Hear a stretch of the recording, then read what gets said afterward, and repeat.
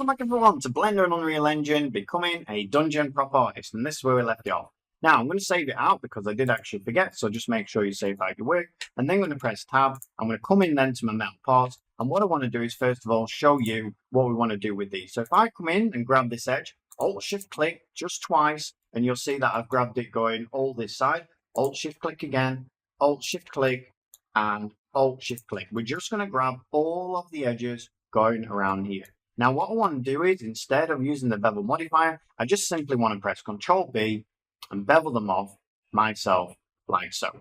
Now you can see, because I already had the settings on the bevel, that's not actually what I want. I mean, it looks nice and all that, but it is a lot of extra polygons because each one of these is a polygon, so we don't want that. So let's turn down the segments like so, and now you can see that's beveled off really nicely, just the way we want it. Again, you can play around with the shape if you want to. It's completely up to you. Just be very careful though when you're beveling something like this. I'm just going to hold the shift button down just to make sure I get a tiny bevel there. Now I know, even when I press Ctrl Z now just to get rid of this, that these settings will be the same next time I use this bevel. So if I press Ctrl Z, you'll see that when I come to press Ctrl B, the settings will be, if I pull it out, exactly the same as what I left it out. So that's really good. Now, if you ever want to reset the bevels and things like that, the best thing to do is actually come up, save your work. So save work, save, and then go to file. And then all you're going to do is open recent and just reopen it. And all the bevels, all the cylinders, everything like that will be reset. All right, so now let's come in. Instead of beveling just one off, we're going to actually bevel off all of them at the same time. So Alt Shift click in, all of these, not that one, at the same time. So I'm going to come in and grab all of these as well. I'm not going to worry about the ones that are hidden in there. I don't need to worry about those ones. And Alt Shift click, and grab the bottom of here. And then all I'm going to do, I'm just going to focus on this one. I know the rest of them will be the same. So if I press Ctrl B, pull it out, hold the Shift button like so, press tab, and there you go. Double tap the A, and now we've got that nice beveled off look that we're actually looking for. All right, so I'm really happy with that. Now we've done that, we can actually join all of this back up together because we finished with our bevels. So let's come in, grab everything, press Ctrl J, join it all back together. Now what I want to do is I want to press Ctrl A, all transforms, right clicks origin to geometry, and there we go. That's near enough our actual table completed. Last of all, the last thing you want to do is check your normals, and you want to name this whatever you're going to name it. So let's go and check our normals and discuss what they are. If you come up to the top right hand side, click your little interlocking links here, and you'll have one called face orientation. Once we click that on, you'll see greeted with blue and red. Now red is bad basically. Red means that the faces, they're pointing inwards. If I took this through to ZBrush, Unreal Engine, Substance Painter, something like that, you wouldn't be able to see this table because the faces are pointing inwards. Any faces that are pointing inwards, basically the render looks straight through. The reason for that is because it only wants to render one face at a time. If it's rendering two faces, it costs a lot more computing power. So what typically modern render engines do is only render one face at a time. This means it's important that the face that it's rendering is the face that you actually want it to, because if not, it doesn't count it as a face basically. So what we want to do is now we want to turn all these around. Luckily for us, there's a really easy way of doing that. If we press tab, press A just to grab everything, and then what you're going to do is press Shift N, and you're going to spin them all around. You can see now they're all blue. Now the thing is, you might have some problems with, let's say, some of these they're not spun around the other way. What you can do as well is you can come in and turn them all round like manually. If I turn them all back, come to this one, let's say, so face left, grab this face. Press Shift N, nothing will happen, but I can actually spin it around individually like so. So that's handy as well to know. All right, so let's press tab, come up now they're facing the correct way, click on face orientation off, and now let's come up and name it. So we're going to name it table, like so. And I'm also going to make a new collection just to drop these into, because if not, I'm going to end up with a load of props all the way down here, and I actually want them to be in some order. And that's important because later on you might want to hide some, you might want to grab some, tables and chairs and not the rest of the build. And it just makes it easy if you start out like that. So what I'm going to do is I'm going to come to where it says Scene Collection. I'm going to right click, New Collection, and it will always come down at the bottom. If I clicked right click on here, new, it will always appear within that collection, and that's not something I want. So I'm just going to leave that out of the way. And then what I'm going to do is I'm going to double click this now and rename it, and I'll call it table and chairs. Like so. And then what I'm going to do is I'm going to left click this and just drag it into my tables and chairs. And now you can see it's really nice and neat. The other thing is you can see now as well, I can hide certain parts out of the way, which makes it really, really easy to use. All right, so now we need to actually think about texturing. So now what I'm going to do is I'm actually going to play you a short video on, first of all, marking our seams and sharps. And the reason I'm going to play you that is because it's very important that you learn about what sharps are, how they work in regards to smoothing and things like that, and why seams are so important. So I'm going to play you that now, and I'll see you on the other side. Welcome everyone to the short introduction to marking seams and sharps, part of the course. So before I give you examples of what I'm actually talking about, let me just briefly explain what they are. Seams you can think of like seams on a piece of clothing, like a shirt or pair of trousers. The main job of seams is to make sure the texture that you're trying to place on your mesh goes on correctly, but more importantly, gives you control of how that texture will look. Sharps are marked like seams, but serve an entirely different purpose. We use sharps to give us control of how sharp and soft angles are on our meshes. This makes them look realistic. It is also important we do this not only for rendering in Blender, but also sharps carry on through to other software or games engines we only want to use, like Substance Painter or Unreal Engine as an example. So with all that said, let's get started. So here we are in Blender with our starting cube. Now if I click on my cube and go to my UV editing, you'll see that the cube is basically unwrapped in this actual way. So basically it unwraps like a present. Now, if I come across and I grab this cube and I press Shift D, and then we press Shift Spacebar to bring in our gizmo, and we move it across. And now let's say I want to alter this cube a little bit. So what I'm going to do is I'm going to press the Tab button. I'm going to go into Face Select, click the top face, Shift Spacebar to bring in the Move tool, bring it up like so. Now let's say I want to unwrap this. Now if I grab this with L just to grab everything, and I press the U button for unwrap, you'll see that it unwraps exactly the same way. Even if I reset the transformations of this, it will still unwrap exactly the same way.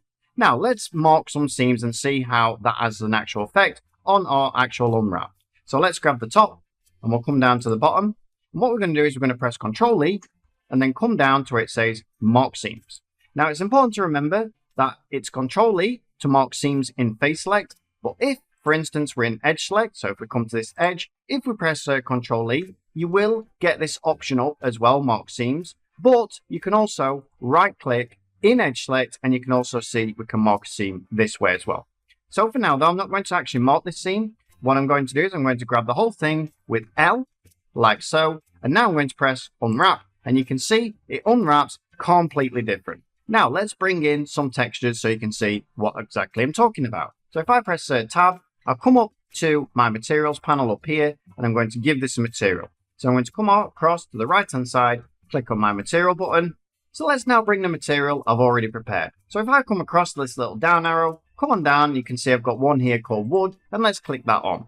Now you can see what's happened. We've actually applied our material to this object, but you can see it's pretty much a mess. The top of it looks fine, but the bit going around the side is all bent and skewed. So if I zoom out and I press Tab now, you can see that the reason is that it's not actually UV unwrapped correctly. So how do we fix that? If we come up to Edge Select and we grab this edge, and now what I'm going to do is I'm going to right click, come down to Mark Seams, and now I'll grab the whole thing again. I'm going to press U, unwrap, and now you'll see it unwraps absolutely fine. You can see that wood's looking really, really nice actually on this mesh now. So what this does, the seams do, is actually gives you control of how this actual texture is placed on this mesh. You also need to take into account that this is basically an infinite loop. So if I come round and I look at this face and this face, you can see that they're going round. If we have no seam, when I talk about infinite loops, it's basically going around and around, and Blender doesn't actually understand how to unwrap it. So you'll end up with that mess we had before. Now, the other thing to take into account is if I turn this wood around, for instance, what I'm going to do, I'm going to come over to the left-hand side, the viewport of my UV editing, press A to grab everything, or 90, spin it round. Now, the other thing I want to show you is that where we join these actual seams up is also really important, because you'll never ever get it perfect on here where there's an actual seam. So let me exaggerate this a little bit. So what I'm going to do is I'm going to press Tab. I'm going to make this a lot smaller, and I'm going to move it into the center of my UV map. I'm then going to press Tab. Now you can see that these edges don't line up whatsoever against this other side. So this texture here doesn't line up with this texture. And the reason is because we've got a seam down there, and that is an actual break in the texture. Yet if we come round to this side and I spin this round, so if I grab it, RZ90, and now go to this one where we can see, you can see that these line up perfectly. And the reason is because obviously there's no seam there. The seam is here. So you need to take that into account on your own meshes and objects, that when you're applying textures and materials, that try and put seams where you're not going to see them. So if it's on a door handle, for instance, try and put them on the inside where no one's actually going to see them. So always bear that in mind when you're actually marking your seams. So now let's discuss sharps. So if I bring in a new primitive, so if I press Shift A, I'm going to go across to Mesh, I'm going to bring in a cylinder. Now you'll notice that this cylinder has all these little edges around there, and let's say you want to make a cup or something, the last thing that you want is all these hard edge faces in there. Now there are things we can do to sort this out. So the first one we can do is we'll bring in another cylinder. So I'm just going to move this one out of the way. So Shift Spacebar, bring in my gizmo, move it out of the way. Shift A, bring in another cylinder, and this time I'm going to come down to where it says Add Cylinder and turn up the vertices to 100. And now you'll notice that we do have a round edge. But the problem is that we brought in 100 vertices to actually achieve that. And that's not something we want. We want to use as few polygons as possible while still getting a really good looking mesh. So how do we achieve that? Well, there are a number of things we can do. First of all, we can come across to this right-hand side. And what we can do now is come to where it says Normals and click on Auto Smooth. Then we can right-click on the viewport and click Shade Smooth. And now you'll notice it's actually been smoothed off. But the problem with this is, if I turn up my Auto Smooth, you can see, if I turn it up all the way, it goes really, really funky. And that is because at 107 degrees, Blender decides that these edges along here need smoothing off. So it doesn't give us a lot of control. If we do this on the other one, so if I grab this one, right click, Shade Smooth, Auto Smooth on, you can see again, even with lower amounts of polygons, we're still able to smooth it off. But if we turn this up, we're still going to end up with the same problem as what we had before. So how do we solve that? Well, if we come in now, press the Tab button, come to the top, grab the top, Shift select the bottom, press Ctrl E because we are in Face Select, and we'll come in and mark a sharp. And now you'll notice, if I press Tab, that now it's got hard edges on there. This gives us control. So this is why we actually use sharps. No matter what I turn this up to, 180 degrees, which is the highest it goes, it will not get rid of those sharps that we marked. We can also mark sharps around the edges as well. So if I grab this one, and now because we're in Edge Select, we can right click, come down, mark a sharp, press the Tab button, and now you'll see you've got hard edges on there. So it's very important that you mark sharps where you're going to actually want hard edges. It's also important that you get into the habit of marking sharps when you're actually marking seams. And then what happens is when you join two objects together and you turn up the Auto Smooth if needed, you're not going to end up with some meshes like this. Okay, everyone, so I hope you enjoyed that introduction to marking seams and sharps. And as they say, on with the show. Welcome back, everyone. So I hope you got a lot out of that. I hope you enjoyed it. It's been a bit of a long lesson, this one, and I'll see you on the next lesson. Thanks a lot. Bye-bye.